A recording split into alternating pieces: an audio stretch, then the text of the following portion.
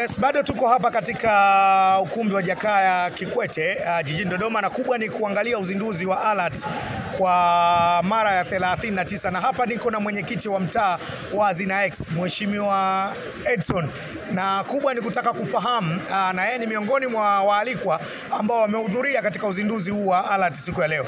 Anazungumziaje kwanza uzinduzi wa ALAT, lakini tumemsikia Mheshimiwa Rais ameweza kuzungumza masuala mbalimbali ya maendeleo, lakini pia ametoa maagizo kwa viongozi wa serikali za mitaa, na wewe ni miongoni mwa viongozi kwa maana ya mwenyekiti. Unazungumziaje siku ya leo?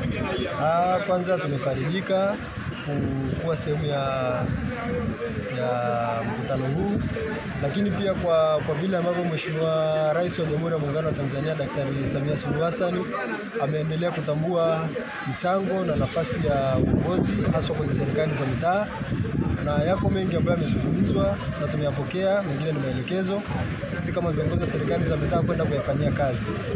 Kuna maelekezo mengi yametoka, mengine ni maagizo kwa ajili ya kwenda kupeleka huduma kwa wananchi, huduma zilizo bora na kuhakikisha maendeleo yanapatikana kwa wakati, wananchi wanahudumiwa, lakini pia serikali na nchi yetu kwa ujumla inasonga mbele. Wewe ni kwa mara yako ya kwanza unashika nafasi ya mwenyekiti wa mtaa, na umebahatika pia kwa mara ya kwanza kuweza kuhudhuria katika mkutano wa 39 wa ALAT ambao umefanyika hapa makao makuu ya nchi Dodoma. Pengine nini ambacho umejifunza na nini ambacho kimekupa somo kwako? Kitu ambacho nimejifunza cha kwanza ni cheni ya uongozi kwenye nchi yetu.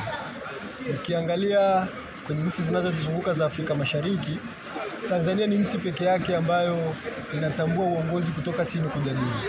Lakini pia kwa mara ya kwanza nimehudhuria kwenye mkutano huu, nimekutana na viongozi wa kongwe.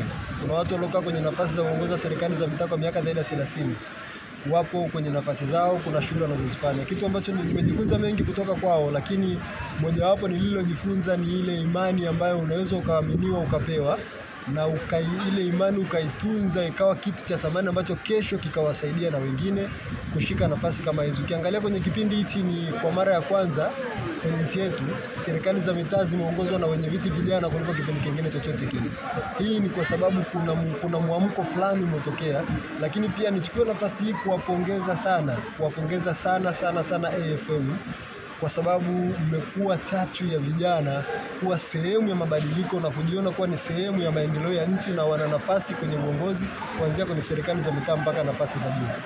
Mheshimiwa Rais amesisitiza sana uwajibikaji kwenda kuwatumikia wananchi. Inaonekana vijana wengi mmepata dhamana safari hii ya kuwatumikia wananchi, lakini vijana baadhi yao wamekuwa sio waadilifu katika kuwatumikia wananchi. Wewe nini ambacho unaweza kuahidi wana Dodoma na wana wa Hazina X, mtaa wa Hazina X?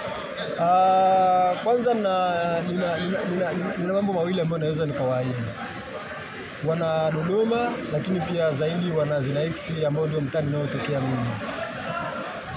Serikali ambayo ninaiongoza mimi kwenye mtaa wa Hazina X tumejipanga kuleta maendeleo, tumejipanga kuwahudumia wananchi, tumejipanga kufanya mambo ambayo yatakuwa ni chachu ya maendeleo, kwa sababu maendeleo, kiongozi anayekuwa kwenye eneo haina maana yeye ndio maendeleo, ila anapaswa kuwa chachu ya maendeleo. Kwa hiyo nimejipanga kuwa chachu ya maendeleo, na nadhani AFM mnatoka mtaa wa Hazina X mmeona kuna mabadiliko yameanza kuonekana. Ni swala la muda, tutaendelea kuona zaidi na zaidi, kwa sababu serikali ya Daktari Samia Suluhu Hassan inaleta maendeleo chini kabisa. Kwa maana kwenye mitaa yetu leo karibu nchi nzima kila mtaa utakuta kuna shughuli za maendeleo zinafanyika. Kwa hiyo imani ni hakikisha kwamba tutaitunza na haitavunjika wala haitapotea kwa namna yoyote.